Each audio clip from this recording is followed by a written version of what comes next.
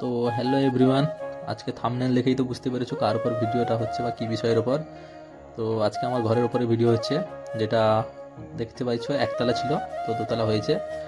আর ঘরের ছেলে যেহেতু আমি ইলেকট্রিকের কাজ জানি, ইলেকট্রিকের কাজও করি, তো পাইপ লাইনের যত কাজ ছিল তো আমি পাইপ ফাইপ ফেলি।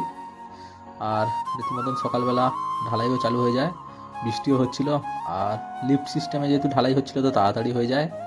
আর আমাদের গ্রামে এটা লিফট সিস্টেম ফার্স্টেই হয়েছিল, তো কোনো দিন দেখিও নি।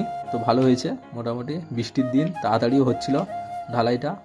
আর আমি তো ওপরেই ছিলাম, আমার কাজ ছিল তো পাইপ টাইপ ফেলা যেহেতু ছিল সেই জন্য। আর দেখো কেমন হচ্ছে ঢালাইগুলো। আর বেশি কিছু বলবো না, কেননা এরই ওপর ভিডিওটা ছিল। আর ভিডিওগুলো দেখতে থাকো। তো ঢালাই কমপ্লিট হওয়ার পরে ছাদের চিপিংও হয়ে যায় আর কনসিলের কাজ হয়ে যায়। কনসিলের কাজ যেমন দেওয়াল চিরে করতে হয়েছিল, আর দেখতেই পাচ্ছ মেশিন মেশিন পড়ে আছে সব টেবিলের ওপর। তারপর শেষে ফিনিশিং হয়। আর ভিডিওটা যদি ভালো লেগে থাকে তো লাইক করে যাবে।